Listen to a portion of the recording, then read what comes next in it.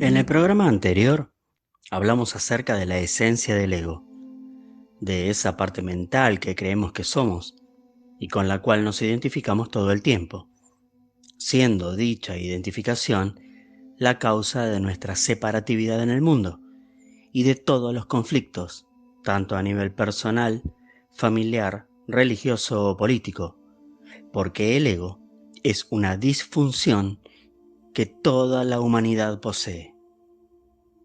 Hablaremos hoy acerca de la representación de personajes, de las 1000 caras del ego.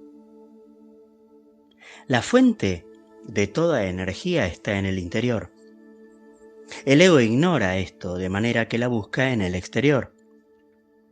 El ego no busca la atención de la conciencia, sino alguna forma de atención, como el reconocimiento, la alabanza, la admiración, o sencillamente ser notado de alguna manera, lograr que se reconozca su existencia. La persona tímida que teme despertar la atención de los demás no carece de ego. Tiene un ego ambivalente que teme y a la vez desea la atención de los demás. Ese temor que poseen las personas tímidas radica en que la atención adopte la forma de desaprobación o crítica en lugar de engrandecerla. De esta manera, el temor de recibir atención es mayor que la necesidad de tenerla. La timidez suele ir de la mano con un concepto negativo de uno mismo, pero vuelvo a repetirlo, toda noción conceptual del ser, es decir, verme a mí mismo de tal o cual manera, es ego. Trátese de un concepto predominantemente positivo, pensando soy el mejor, o negativo, pensando no sirvo para nada. Detrás de todo concepto positivo de uno mismo está el temor de no ser lo suficientemente bueno. Y detrás de todo concepto negativo de uno mismo se oculta el deseo de ser el mejor de todos, o mejor que los demás. Detrás de toda sensación de superioridad está el temor a la inferioridad. Y al revés, el ego tímido que se siente inferior tiene un fuerte deseo oculto de ser superior. Muchas personas fluctúan entre la sensación de superioridad y de inferioridad. Depende con quienes estén. Lo único que necesitamos saber y observar en nosotros mismos es lo siguiente. Cada vez que se sienta superior o inferior a alguien, es problema de su ego. Algunos egos se contentan con otras formas de atención. Por ejemplo, provocando una reacción negativa en el otro. Muchos niños hacen esto. Se comportan mal para llamar la atención. Otros egos cometen crímenes en aras de la fama. Buscan atención haciéndose notorios y provocando la condena de los demás.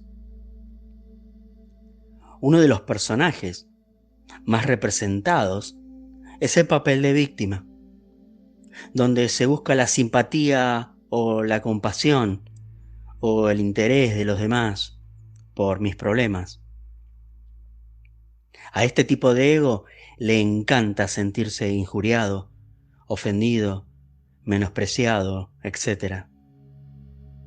Los terapeutas saben que las personas con este tipo de ego no quieren que sus problemas terminen, porque son parte de su identidad.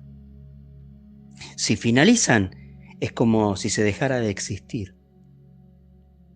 Si nadie escucha nuestra desdichada historia, la repetimos mentalmente una y otra vez para sentir compasión por nosotros mismos y aferrarnos a esa identidad de una persona maltratada por la vida, por las demás personas, por el destino o por Dios. Esta queja continua es una forma de ser alguien, lo cual es lo único que le interesa al ego. En las primeras etapas de las relaciones románticas, es bastante común que las personas representen personajes con el fin de atraer y retener a esa persona que el ego percibe que le dará felicidad, le hará sentir especial y satisfará todas sus necesidades. Se producirá como un acuerdo tácito e inconsciente en donde representaré el papel de quien deseas que yo sea, y tú desempeñarás el papel de quien yo deseo que seas. Pero esto implica un gran esfuerzo, y cuando se inicia una vida en común, se abandonan los personajes. Lamentablemente, en la mayoría de los casos, no es que queda la conciencia, sino el ego desnudo, privado de sus máscaras, con sus frustraciones, sus sufrimientos emocionales del pasado, y ese estado de enamoramiento desaparece, transformándose muchas veces en ira hacia el cónyuge o la pareja. En la mayoría de los casos, ese estado de enamoramiento es una intensificación de los deseos y necesidades propias, que buscan satisfacerse con la otra persona. Fabricamos una imagen del otro, y esto no tiene nada que ver con el amor. Cuando se organizaron las primeras civilizaciones, se fueron creando también determinadas funciones para las personas: gobernante, sacerdote, guerrero, campesino, comerciante, artesano, etc. Se desarrolló un sistema de clases. ¿Qué sucedió entonces? Que la función de una persona se transformó en su identidad. Determinaba lo que era la persona a los ojos de los demás, lo mismo que a sus propios ojos. Es decir, la función se convertía en un personaje. Solo unos pocos seres de esos tiempos reconocieron la absoluta irrelevancia de la casta o la clase social, como Buda o Jesús, observando que esa identificación con la función desempeñada impedía el paso de la luz de la conciencia que todo ser humano posee. Actualmente, las estructuras sociales son menos rígidas, pero aún así siguen existiendo miradas de desprecio hacia personas cuyas funciones no tienen que ver con la inteligencia o la capacidad intelectual. Afortunadamente, cada vez más son las personas confundidas acerca de su posición, su propósito y hasta de lo que son. El simple hecho de estar confundido significa no sé, pero debería saber. Y cuando aceptamos plenamente que no sabemos, entramos en un estado de paz y claridad más parecido a lo que somos realmente. Lo que importa no es la función que cumplimos en este mundo, sino si identificamos hasta tal punto con esa función que ella se apodera de nosotros y se convierte en el personaje de un drama que representamos.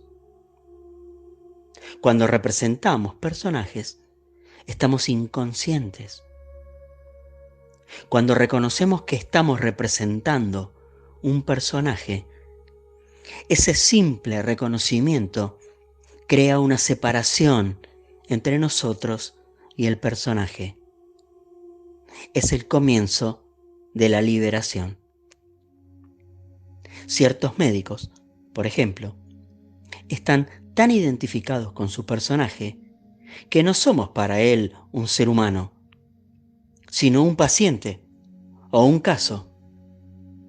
Lamentablemente, si a este personaje de médico le sumamos la codicia y el deseo de tener más y más dinero, puede formarse un ser despiadado que se torna frío e inhumano, indiferente al dolor y al sufrimiento, prevaleciendo las ganancias económicas por sobre la cura del paciente. Por supuesto que hay varios ejemplos de identificación con los personajes. El ama de casa de clase media, el macho valiente, la mujer seductora, la persona culta que hace gala de su conocimiento, el rico que alardea con su automóvil de lujo o la rica con su costoso vestido. El movimiento hippie en los años 60 en Estados Unidos y que luego se diseminó por todo el mundo occidental, representó una flexibilización de las estructuras egoicas de la mente humana. Fue como una rebelión a desempeñar personajes. El movimiento se degeneró y desapareció, pero permitió que la sabiduría y espiritualidad de Oriente avanzara hacia Occidente, desempeñando un papel fundamental en el despertar de la conciencia global. Cuando estamos lo suficientemente despiertos y conscientes para observar nuestras interacciones con los demás, podemos detectar cambios sutiles en nuestra forma de hablar, nuestra actitud y nuestro comportamiento, dependiendo de la persona a quien tengamos al frente. Por ejemplo, es probable que con nuestro jefe actuemos de una manera, con nuestra esposa o esposo de otra, y con nuestros amigos o amigas de otra. Incluso a veces tenemos amigos de lugares diferentes, y si prestamos atención, encontraremos diferencias de comportamiento cuando estamos frente a unos u otros. El maestro gnóstico Samael Aun Weor dio esta imagen que es muy gráfica para representar lo explicado. Es como que tenemos caretas o máscaras, y depende con quién estemos, usaremos unas u otras. La máscara que usamos con el jefe es de alguien respetuoso y responsable. La que usamos con nuestra esposa o esposo es de alguien amable y comprensible. La que usamos con nuestros amigos es divertida y desinhibida. Todo el tiempo representamos papeles sociales predeterminados. Y en lugar de que la interacción ocurra entre dos personas, ocurre entre dos imágenes conceptuales. Mientras más identificados estén las personas con sus personajes respectivos, más falsa será la relación. Creamos imágenes mentales de los demás y de nosotros mismos. Por lo tanto, no soy yo quien se relaciona con una persona, sino mi idea de lo que soy se relaciona con mi idea de lo que es la otra persona, y viceversa. Por esto, nos sorprende que las relaciones humanas estén plagadas de conflicto. No hay una relación verdadera. La siguiente historia aclara esto que acabamos de explicar. Kazan, un monje y maestro zen, debía oficiar durante el funeral de un noble famoso. Mientras esperaba a que llegara el gobernador de la provincia y otras personalidades notables, notó que le sudaban las palmas de las manos. Al día siguiente, reunió a sus discípulos y les confió que todavía no estaba listo para ser un verdadero maestro. Explicó que todavía no se consideraba igual a los demás seres humanos, fueran ellos mendigos o reyes. Todavía no podía pasar por alto los papeles sociales y las identidades conceptuales y ver la igualdad de todos los seres humanos. Entonces se fue para convertirse en pupilo de otro maestro. 8 años después, regresó con sus antiguos alumnos, ya iluminado. Hablemos ahora acerca de la infelicidad. Si nos sentimos infelices, debemos reconocer esa infelicidad que llevamos dentro, pero diciendo, hay infelicidad en mí, en vez de decir, soy infeliz. Porque la infelicidad no tiene nada que ver con nuestra esencia. Es probable que una situación determinada que estemos viviendo tenga relación con la infelicidad. Quizás sea necesario tomar medidas para modificar la situación o apartarse de ella. Si no hay nada que hacer, es preciso enfrentar la situación y decir, bueno, así son las cosas en este momento. Puedo aceptarlas o sentirme desgraciado. Nunca es la situación la causa principal de la infelicidad, sino lo que pensamos de ella. Debemos tomar conciencia de nuestros pensamientos y separarlos de la situación, la cual siempre es como es. Por un lado está la situación o el hecho, y por el otro está lo que pensamos sobre ellos. En lugar de inventar historias, debemos atenernos a los hechos. También debemos reconocer las emociones que sentimos y derivan de las cosas que pensamos. Debemos ver los pensamientos y las emociones, y en lugar de identificarnos con ellos, debemos ser la conciencia que observa. Nuestro estado natural es de bienestar, paz interior y por ende felicidad. La infelicidad opaca ese estado natural, pero vuelvo a repetirlo, no son tanto los hechos en sí, sino la interpretación que hacemos acerca de ellos. Por último, hablemos del papel de ser padres y la función de ser padres. Una parte necesaria de la función de ser padres es satisfacer las necesidades del niño, evitar que corra peligros y en ocasiones decirle lo que debe o no debe hacer. Sin embargo, cuando esa función se convierte en un personaje, la función toma precedencia, se engrandece y asume el control. Nos excedemos en satisfacer las necesidades del niño, las cuales se convierten en caprichos. Exageramos con la protección e interferimos con la necesidad del niño de explorar el mundo y ensayar por sí mismo. De decirle lo que debe o no hacer, pasamos a controlar y a imponer nuestra voluntad. Cuando esto sucede, cuando nos identificamos con el personaje de padre o madre, a pesar de que el hijo tenga 40 años, seguiremos diciendo, yo sé lo que es mejor para ti. También ocurre que estos personajes de padres o madres quieren realizarse a través de los hijos. Se oirían así: deseo que tú logres lo que yo nunca pude lograr.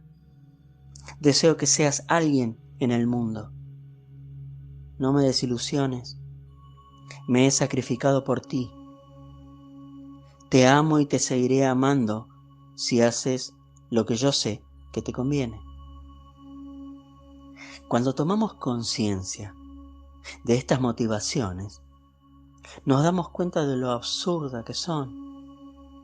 Si usted actúa así o si sus padres actuaron así, basta con reconocerlo, que el ego está detrás de todo eso y que ni usted ni ellos son ego. Además de dar ayuda, protección y orientación a los hijos, lo más importante es darles espacio para ser. Los hijos llegan al mundo a través de nosotros, pero no son nuestros.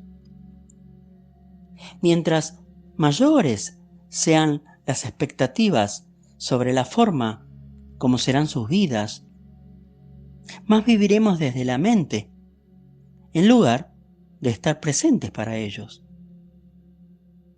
Con el tiempo cometerán errores y tendrán sus aflicciones, como todos los seres humanos.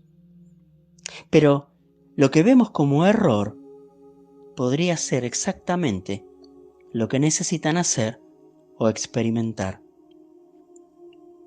Debemos darles tanta ayuda y orientación como podamos, pero también en ocasiones debemos permitirles cometer errores, en especial cuando comienzan a entrar en la edad adulta.